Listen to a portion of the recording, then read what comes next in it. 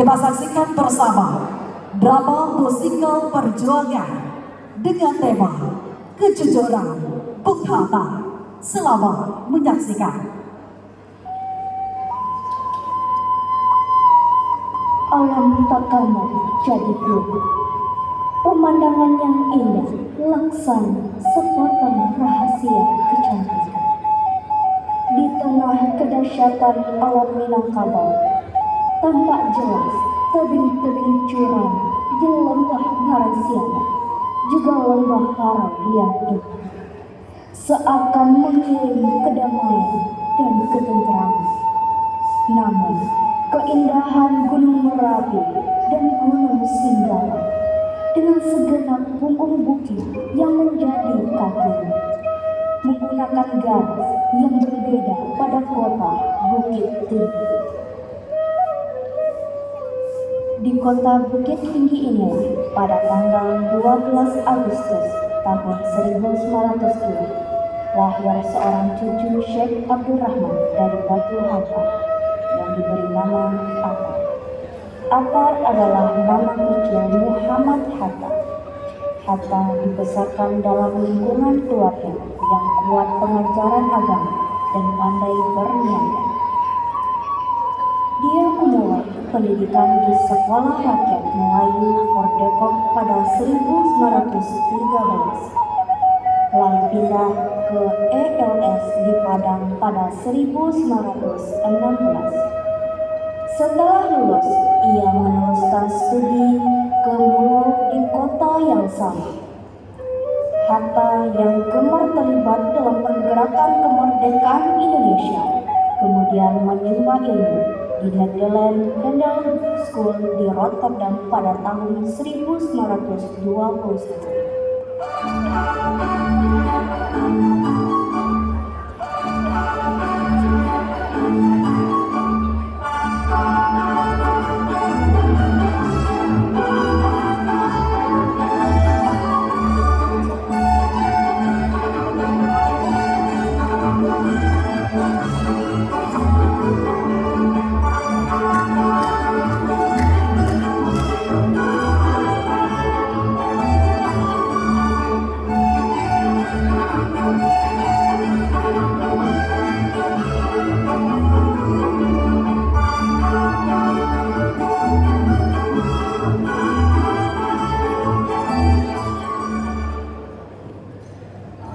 Hatta dan sejumlah aktivis mahasiswa Indonesia aktif dalam Indus Vereniging, sebuah organisasi yang menghimpun mahasiswa Hindia Belanda.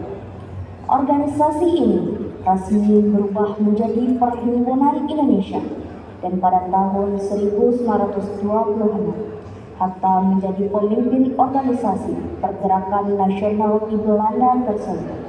Kita harus menanamkan rasa nasionalisme yang tinggi terhadap tanah air kita yang saat ini masih terbelenggu penjajahan. Betul, mari kita pikirkan cara untuk merdeka dari penjajahan Belanda. Kita harus mampu menggerakkan bangsa untuk menolak penjajahan ini. Kita juga perlu mendapatkan simpati dari bangsa lain untuk memperkuat perjuangan kemerdekaan kita. Setelah Jepang mengalah kepada sekutu, golongan muda mengungsikan Bung Karno dan Bung Hatta ke Rengas Dengklok. Tujuannya adalah agar Insinyur Soekarno dan Dr. Andos Muhammad Hatta tidak terpengaruh oleh Jepang. Pada pukul 4 tanggal 16 Agustus 1945, Insinyur Soekarno dan Muhammad Hatta dibawa oleh sekelompok pemuda menuju Rengas Dengklok. Ada apa saudara datang pagi ini? Kami bermaksud membawa Anda dan Bung Karno untuk ikut menuju tempat pengasingan. Tempat pengasingan? Apa yang saudara maksudkan? Iya, kami akan membawa kalian untuk diasingkan agar terhindar dari pengaruh dan ancaman bentrok antara rakyat Indonesia dan Jepang. Baiklah, kami akan ikut.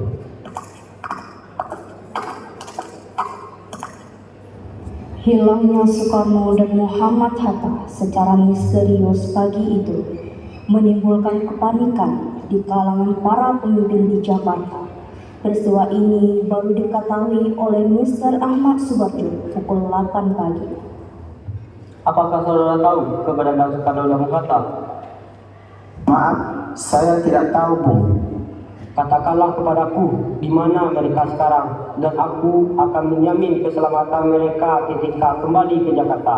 Aku juga akan memberikan jaminan bahwa proklamasi kemerdekaan akan diumumkan pada tanggal 17 Agustus 1945 selambat-lambatnya pukul 12. Baiklah, kami akan menunjukkan tempatnya di Rengas Dengklok.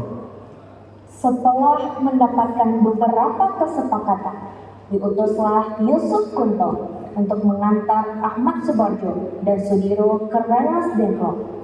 Setelah sampai di sana, Mr. Ahmad Subarjo menjemput Insinyur Soekarno dan kawan-kawan dan berhasil meyakinkan para pemuda untuk tidak terburu-buru memproklamasikan kemerdekaan.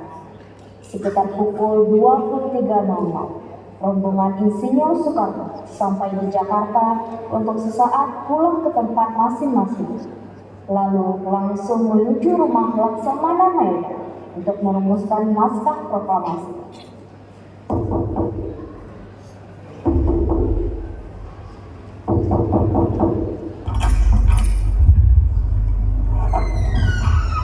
Silahkan masuk, bapak-bapak.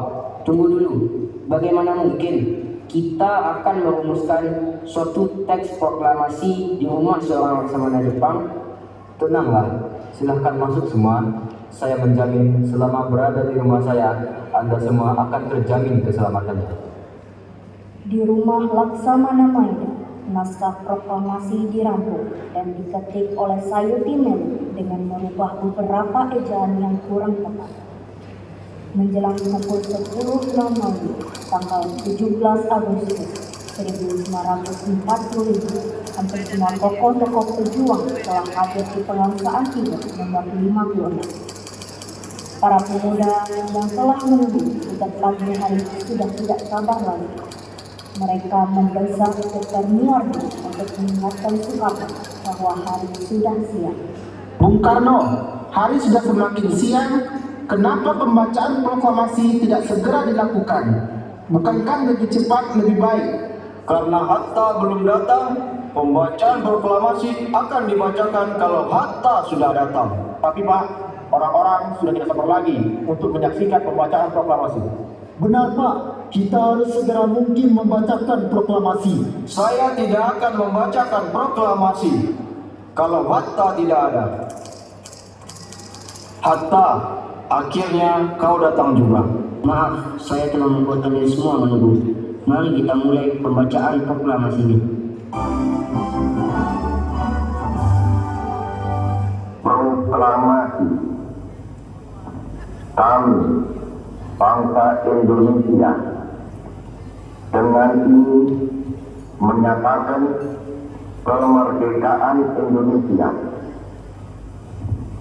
Hal-hal yang mengenai pemindahan kekuasaan dan lain-lain diselenggarakan dengan cara saksama dan dalam tempo yang sesingkat-singkatnya. Jakarta, 17 Agustus 1945, atas nama bangsa Indonesia, Soekarno, Hatta.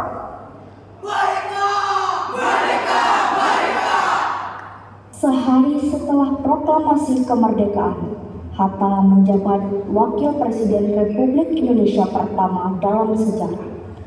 Sepanjang menjabat sebagai Wakil Presiden Republik Indonesia, Bung Hatta terkenal sebagai pemimpin yang sederhana dan jujur.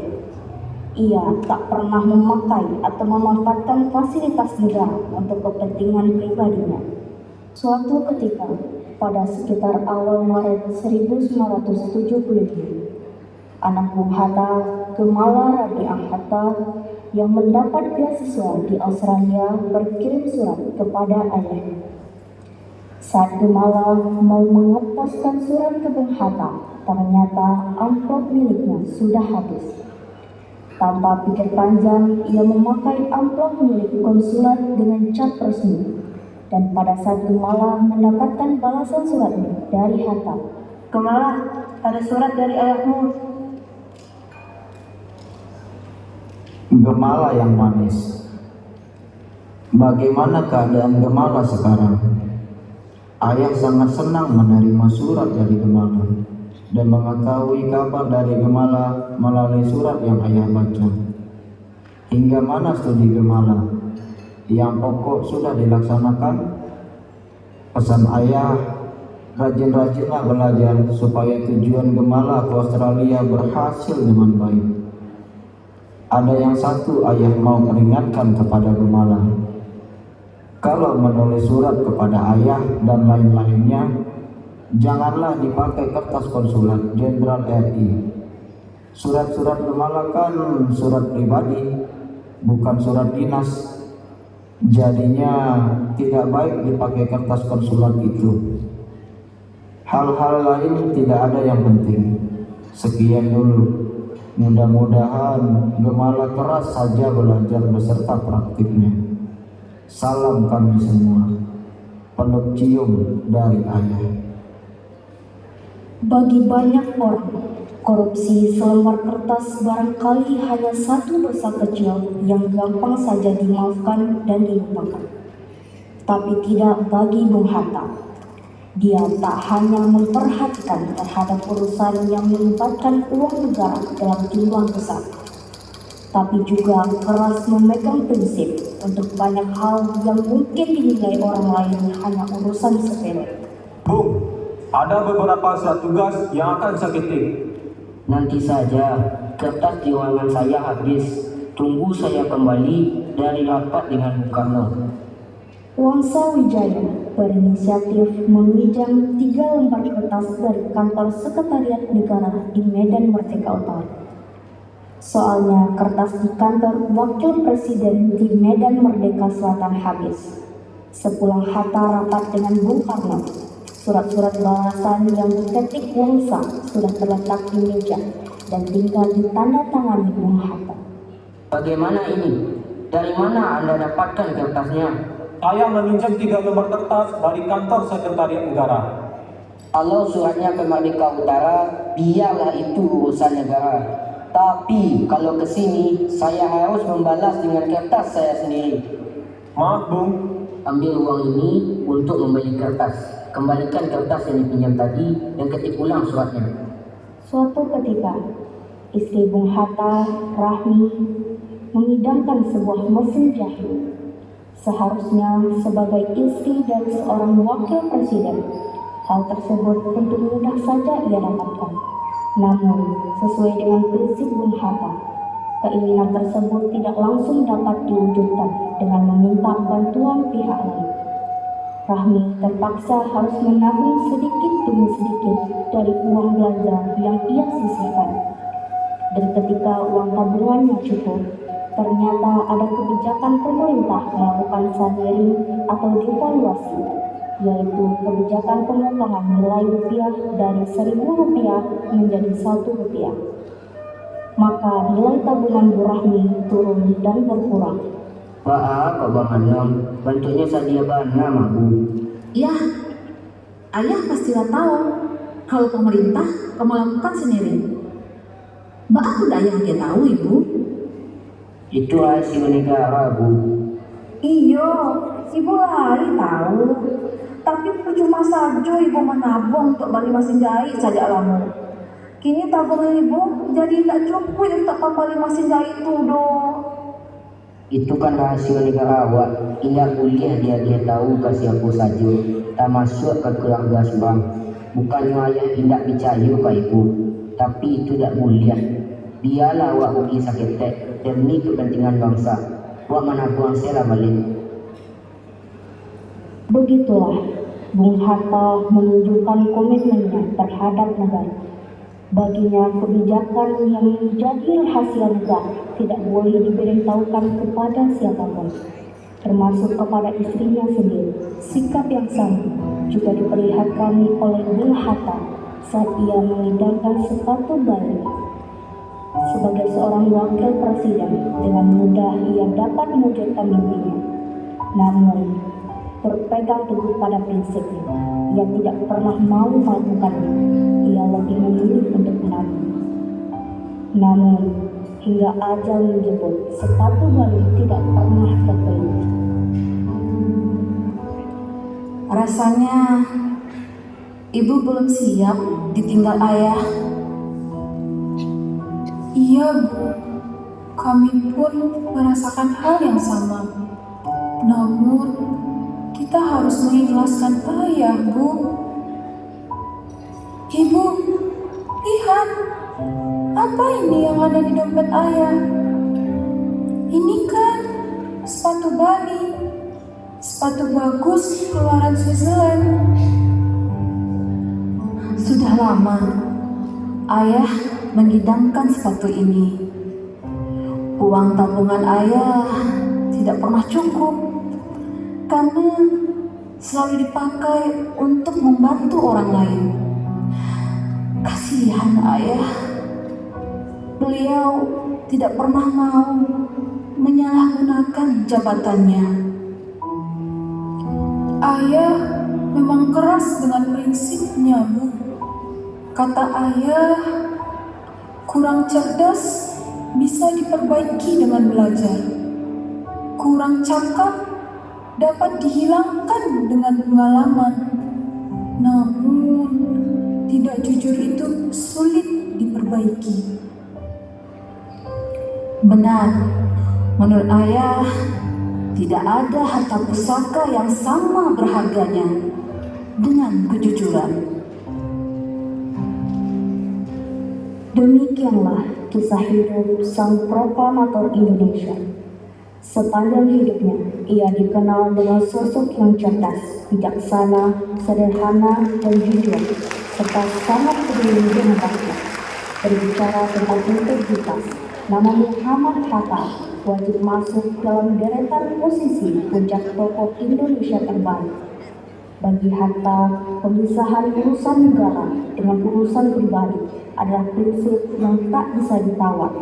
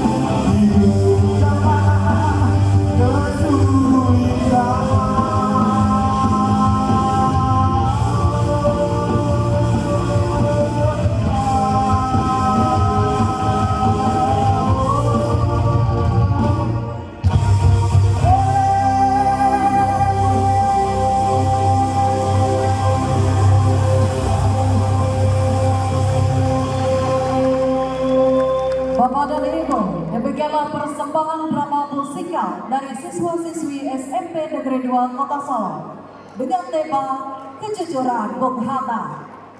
Persembahan drama ini di bawah binaan Ibu Bira Sukmawati SPD, Ibu Tuti Yuliani Bartun SPD, Bapak Riko Oktiante SPD, Bapak Prigaldo Yogi Yoga SPD, Bapak Rian Saputra SPD, Bapak Rido WK Surya SSR, Ibu Vivit Eka Syafitri FPD.